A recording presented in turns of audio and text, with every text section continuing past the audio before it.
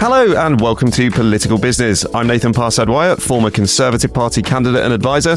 And I'm Kevin McKeever, a one-time Labour parliamentary candidate, staffer and advisor to some of Britain's biggest brands.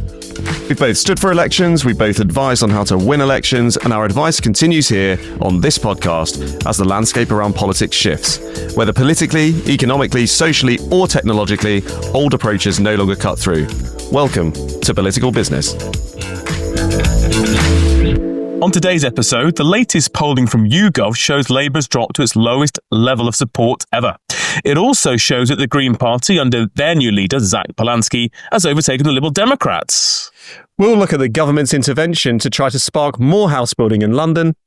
And how can your public affairs teams impact the budget process? And how best to deal with fragmented party system? So let's start with the latest polling data from YouGov. Labour's fallen to its lowest rating in a YouGov poll as the party hemorrhages support to the Greens, Reform and the Liberal Democrats. The poll, done in conjunction with The Times, finds that just 17% of voters will back the party were a general election held today. Now, of course, this comes with the usual caveats. It's one poll, etc., but it is clear there's a trend. More than that, Kevin, only 50% of people who voted Labour last summer would actually vote for them tomorrow. So this is a very difficult thing for the government to cope with. I think it puts them within just a couple of points of the Liberal Democrats, 1 point of the Greens, and of course neck and neck with the Conservatives, who, as we all know, were wiped out at the general election last year. So not a good position for the government to be in. Do you think this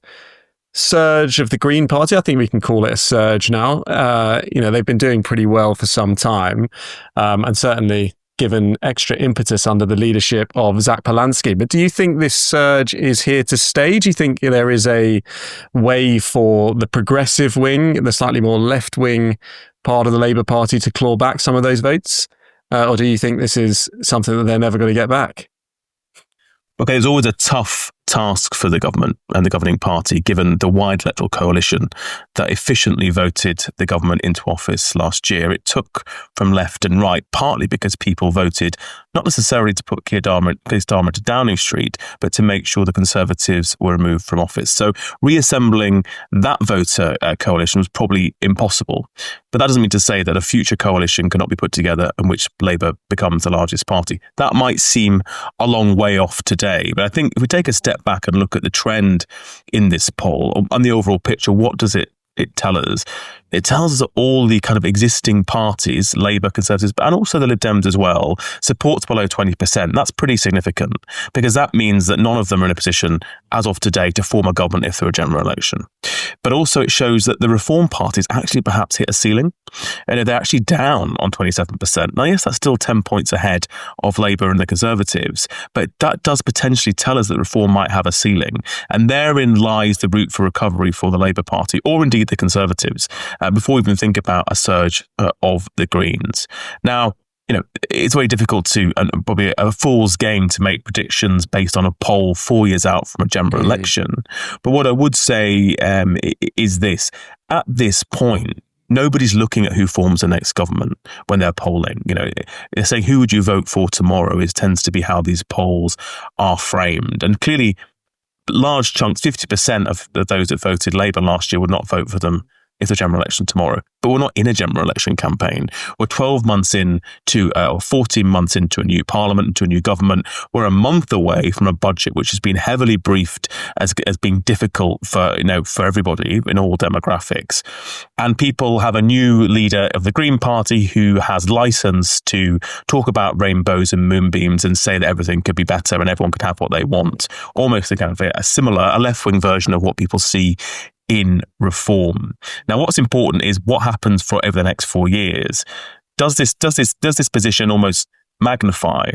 Do people go to the margins and say, actually, I want to throw a grenade into the status quo. I don't believe any of the two traditional major parties.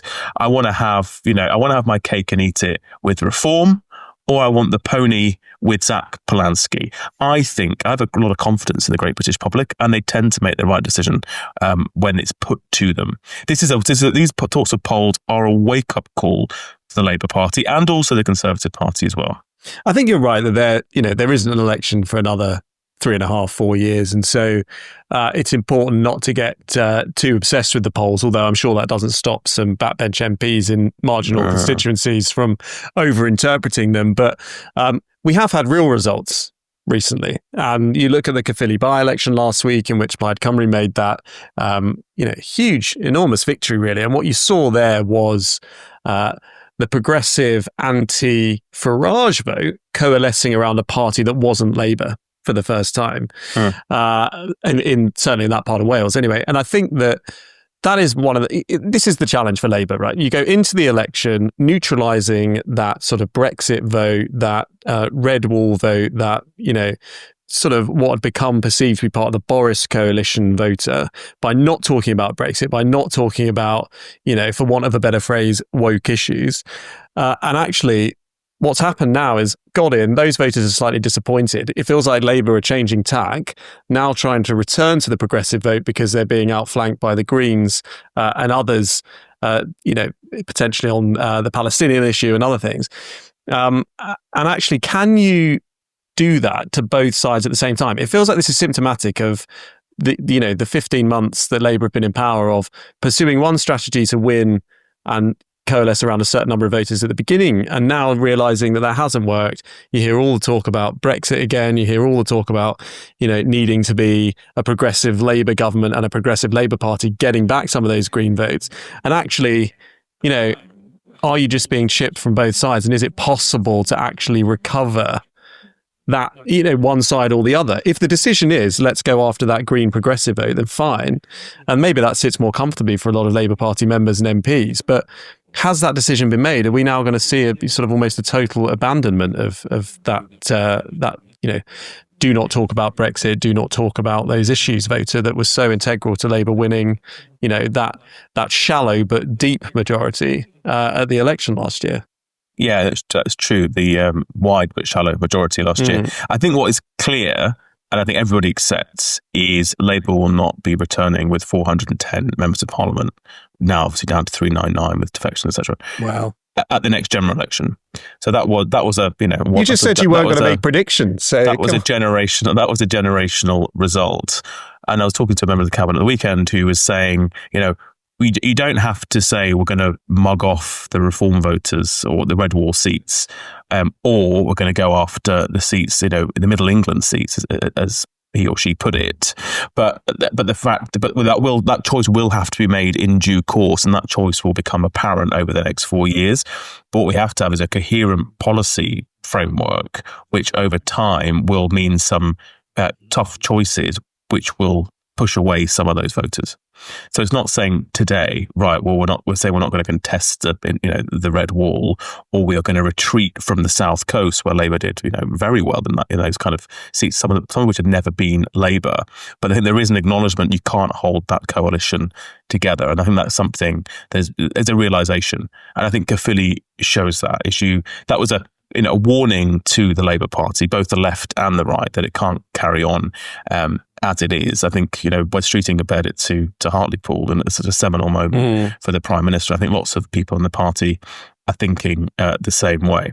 It's clear that if the party is not bolder and having a more unified vision on where the country needs to be and what having a Labour government means, then maybe 17%, 20% will be where Labour gets to. Interestingly, people have said to me privately that the number for Keir Starmer next May that he needs to get over is 25%. Well, based on this poll, there's a way to go. Highly, highly ambitious. Indeed. Well, watch this space. I think, what we have said is, there's not an election for some time. And we always say that we have a Labour government, and the Labour government will be in place for the next 3.5, 4 years. But it does create a certain level of noise and a sense of chaos, I think, that is probably propelled by all of us talking about it all the time. But it is, it doesn't help businesses and others who are trying to influence the policy agenda. And we do seem to have imported this almost midterm style commentary into our political system of having an over-interpretation of local elections and over-interpretation of by-elections. I mean, let's not forget, Caerphilly was not a parliamentary by-election even. So, the context there is even slightly different. So I do think that it's important to sometimes take a breath, be a bit sensible about who is actually in charge at the moment, who is likely to be the decision maker for the foreseeable future, and how we engage with them, and not get so bogged down in all the polling, because the reality is decisions are still being made every single day. That's absolutely right. But it's important that we therefore need to continue to be part of the conversation. You make a good point about Caerphilly being a by-election for the Welsh Assembly. And we said last week that by-elections are great because everyone can project what they think is right onto the result. Somebody said to me on Saturday, no wonder we were never in contention in Caerphilly, because Wales is the place of Labour control that New Labour never touched. So therefore, the state of the NHS, the educational attainment, which is way behind England, because this politician said was a good example of why drift to the left is an unreformed Labour Party, how it starts to fail when it's put under scrutiny in the populist age. In the same breath, someone else who is involved in the Unison General Secretary election, which is quite important, we'll come to another time, said this is a great example of what happens when the Labour Party is too far to the right, and then the national message disenfranchises people in the valleys. So one thing that was right in our prediction last week is that everybody projects their views of a by-election result to prove that they were right. As we will continue to do. At Lowick Hedgery, we help our clients make sense of a complex world and get things done. Whether it's shaping policy, delivering major projects, or managing your reputation, we bring together deep experience and fresh thinking to get results that matter. And now you hear it every week on our podcast. Subscribe on Apple, on Spotify, YouTube Music, or wherever you get your podcasts. And we'll drop into your feed every week. Decisions continue to get made, and there was quite a big decision that we've talked about a little bit on this podcast over the past month that was finally announced last Thursday, and that was related to housing in London. It's been announced that to address the very sluggish housing delivery figures across the capital, Sadiq Khan and Steve Reed as Housing Secretary are aiming to bring in these emergency measures that they hope will resolve the crisis and enable the construction of what they hope to be tens of thousands of homes throughout the capital. Lots of different measures involved in this. The Mayor will be handed new powers to fast-track housing. The government's confirmed the 322 million to establish a City Hall Developer Investment Fund. This is on top of the previous announced 39 billion for social and affordable homes programme. But there's a lot of other measures within that include a reduced affordable housing requirement, so a temporary cut from 35% to 20% on affordable housing targets, time limited to run until March 2028, and a temporary exemption for schemes on the community infrastructure levy relief, which some of our listeners will know is a contribution developers make in relation to big redevelopments. To provide relief of some of those financial burdens. They're talking about things not really being able to add up in terms of viability. So lots of different measures. Lots of these have been discussed for some time. We were at Labour Party conference and there was quite a lot of discussion about this coming down the track. I think it's interesting. It's an it's described as an emergency time limited intervention. But Kevin, tell us more about what you see to be some of the pitfalls, whether this will work, will it not, will it work, won't it work? But also some of the politics around this. This has been a long time coming, hasn't it, as Labour tried to get to that 1.5 million homes pledge? Absolutely. Yeah, this is all part of measures to get Britain, and in particular London, building and trying to make up some of the ground that was lost under the last 14 years under Conservative administration. So a key plank of Labour's election strategy, but actually more than that, goes to the heart of Labour politics. Housing is at the core of Labour's being in many respects. So what are the pitfalls? Well, the first one is one of development economics. So the fact is, as you said, Nathan, probably most significant to the development industry is the time-limited reduction in the affordable housing requirement for developments. How much do you have to subsidise as a developer for social housing from 35% to 20%? On developments over 50 homes in order to get a planning consent. That still doesn't make many schemes viable there are big projects in, say, Canada Water or different parts of London by major flagship developers where the viability is nowhere near even 20%. So the fact is, for some, they're saying, is this enough? Like, can we get 20%? For some developers, they can. For some, the development economics are so far off that actually zero social housing is potentially the argument they want to be having. So there's a bit of a concern politically that there could be a lot of political downside to this in terms of the Labour Party without getting the upside of delivery. So that's just one question: is 20% actually even realistic in and of itself? For some people, for some developments in London, it might be. For other places, it might not. The second is one of supply and demand and the wider economy. As a developer said to me a couple of hours ago, yes, our business case now goes from red to green. In theory, this scheme is deliverable, and they were talking developing in Zone 3 of London, and they said, but that doesn't mean to say there's still anyone available to buy the flats. Yeah. So there's still an overall economic demand issue. Now, if you're developing in inner London, you're doing luxury flats, and 60% of those are sold offshore, or not offshore but abroad, then maybe. But in terms of domestic demand, Londoners buying these apartments, then actually the wider economic situation, the cost of living crisis, and confidence in the housing market is still a problem. So actually, yes, in theory, this is viable, but can I actually, can I sell the end product? So for lots of developers, they're looking at that and saying, actually, is this still deliverable, even if in policy terms it now is? And then the third is, you said, the politics of it. For Labour politicians to say, we're dropping our affordable housing requirement in order to allow developers to build, which is the way it's framed, there'll be some political heat.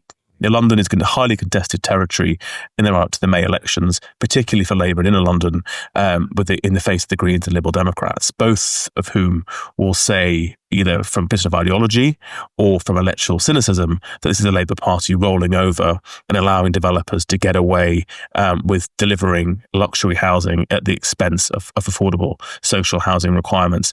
And I think the fallout of that remains to be seen. So I think the real question is, for many, is when push comes to shove, will London boroughs, and particularly Labour boroughs, consent planning applications at those lower requirements, or will they still performatively reject them or indicate they'll reject them at Labour planning committees on the expectation that the Mayor of London will save their skin and recover them? And that's what lots of clients are asking me at the moment is this going to, because that won't speed up the process. The idea is that setting these London level affordable requirements, lowering them and other measures will lead the boroughs to then consent those schemes because they will know that they will be eligible to be determined by the Mayor of London. But actually boroughs like Wandsworth have essentially already said, well, we're going to do what we're going to do. We're going to carry on with our local policy requirements.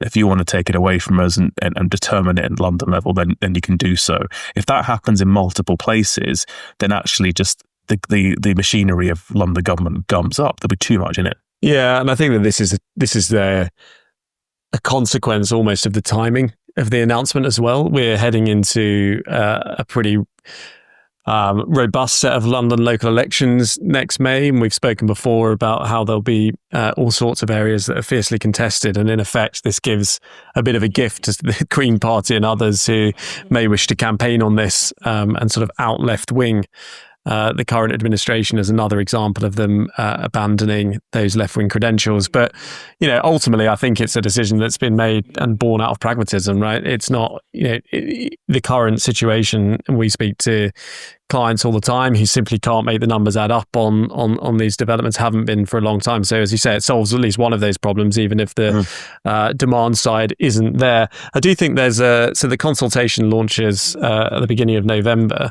If you then work on the basis that it's going to take, 6 weeks for that consultation to conclude, maybe then be considered. Yeah, then it can be considered. So we're looking at this coming in the new year, right into the start of local elections in London, where, as you've just pointed out, local authorities aren't taken out of this process completely. They still continue to have a huge say over what happens on individual applications, and will clearly not be looking to do anything that's politically unpalatable in the run-up to the election. So it presents new party political challenges, I would say, and a new challenge, particularly for the Labour Party in London.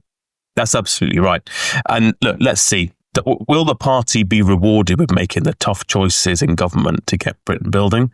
I suspect in May in London, probably not. What we will see is, looking back to our previous conversation about polling, is the likes of the Greens, who are pro-housing only for those that are currently already in one, and consistently oppose housing for those that don't currently have a home, because they're consistently NIMBY-ish, will use these May elections to attack the Labour administrations, and to be fair, other administrations in London as well, of rolling over for developers, when actually they're just trying to get homes built in the biggest housing crisis since the Second World War. So the Greens will show their true colours, and I hope the other parties will be able to expose them in due course. No bias there whatsoever, but we shall see how it pans out as we head towards the elections next year. Anyway, finally on the podcast today, and we don't want to talk about this every single week, but it is the major political conversation that is taking place across the public affairs landscape, and that is, of course, the forthcoming budget.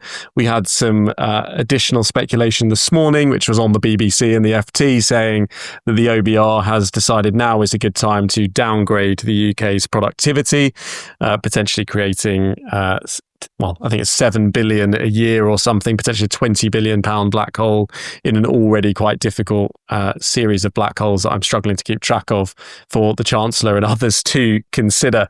So, against that backdrop and against this sort of daily drip by drip feed of potential budget measures, will they or won't they break a manifesto commitment on income tax? Will they or won't they introduce new property taxes? What bank levy might be coming in? The gambling taxes, are they going to increase VAT? All sorts of different things that are being speculated about. How do you actually shape the budget if you are somebody in public affairs who wants to influence the agenda and genuinely feels that they have a good idea, potentially representing a business or other organisation? Is the Treasury open to that lobbying, campaigning and influencing at the moment, or is it constantly a conversation about, everybody asking for something, everything's going to cost money, and the answer is no, and the Treasury's got to make difficult decisions? How can public affairs professionals actually influence the debate? Kevin, any ideas? Well, I think the first thing is that people need to be realistic, both about their outcome and their timing. I mean, there are people that say to me, even this week, do we think we'll be able to get X, Y, Z into the budget? And I'm like, what, in 2027? So I think you kind of have to be realistic about how the Treasury works. So the Treasury is running a grid and a score sheet, all basically around the year, but definitely over the summer. At this point, we're nearly, just a month out. The budget's basically been, written next week by Torsten Bell. After that, it kind of goes into lockdown. So be realistic about the timing is the first thing. And that's important for public affairs people, because if you overpromise, in the summer and say, we're going to get this in the budget, and you have a few drinks at party conference with some, hashtag, inverted commas, influential MPs over a drink late at night, then actually you're on a road to ruin. And the first thing, so that's the first thing, be realistic about timing. The second is, it seems like it's an obvious one, but make sure what you're asking for it's expressed in terms that align with government policy. You might think that sounds obvious, but it isn't always the case. A lot of people that have a campaign that's reheated from 2 years ago, or just straight out of their corporate campaign deck, and doesn't actually marry up to what the government wants to do, or uses the language of objectives of the government. I see it all the time. It's just not going to fly. So that's people delivering their own public affairs campaign rather than actually trying to achieve change, which takes me on to the third point, which is, do you actually want to influence the budget, or do you want to have a campaign that's public and makes you feel good about you talking about your issue? And I think that happens quite a lot. So, where are you? There's the public campaigns that people see, and maybe attacking the government, and everyone's calling for this and calling for that. Tell the Chancellor, send a message to number 10. Those messages ain't going to get into the budget, guys. And maybe they never intended to, because actually it's public affairs to spend the budget rather than the public affairs to achieve impact. So I do support against that. But when it comes to actually dealing with the Treasury, you've got to speak in the Treasury's language. And the Treasury's language is one of priorities, and it's one of numbers. So most Treasury issues have to be expressed in terms of the economic impact. And that's not about vibes. That's not about, if you cancel this tax, you're going to save or X, Y, Z in future returns to the Treasury, because they just don't believe that. It's not the way the Treasury operates. If you want to say to have a tax cancelled, you have to make a real investment-based case in the long-term economic impact to even get a hearing, and that needs to be based on data that the Treasury trusts and believes, and is from a source that Treasury civil servants believe is credible. And the amounts of campaigns that achieve that bar is incredibly, incredibly low. The difference between effective public affairs and, as you say, feeling good about yourself, Absolutely. It is worth saying that, I don't think I'm breaking any confidences here, that there is the scope to do deals on the budget on certain items if it's very, very important to the government. So there's what's announced in the budget, and there's also the response to it. So if you're able to announce, a major investment, and we're talking in the kind of the high hundreds to the low billions here, right? Then actually you can have a late stage conversation with the Treasury about what that means in terms of the business reception and the economic landscape after a budget. I call that kind of the runway out of the budget. And they're looking for announcements that can take place not just at the budget, but after it, to say this budget has been well received by the private sector, or it might not be the private sector, but we tend to deal with the private sector.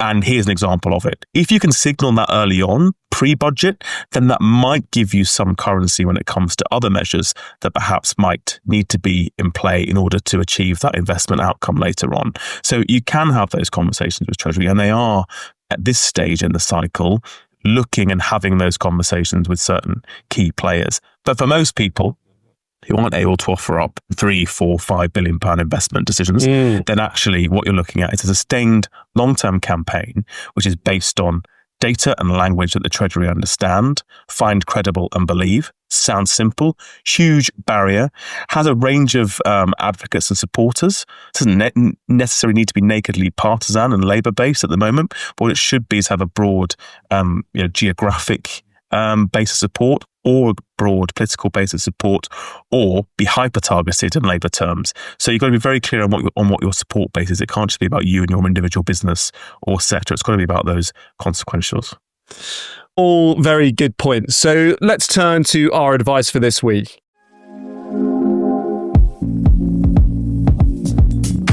Well, we said it before and we'll say it again. Ignore the noise. There is a Labour government, this government, for the next 4 years. So when it comes to your public affairs and corporate affairs strategy, stay on course. Number 2, take part in the multiple consultations taking place on the Homes for London plan. Get in touch with us for any help in shaping and writing your response. And thirdly, if you want to influence next month's budget, it's too late. But for next year, be realistic about timing and lobbying around the budget. Speak the Treasury's language, and that's language of priorities and credible numbers. Thanks for joining us on Political Business, where we give you our trusted advice in the changing landscape all around us. To get more of what you've just heard, subscribe to the podcast and join us each week. Look us up online, add us on LinkedIn, find out more about what we do. Speak to you next week. Bye now.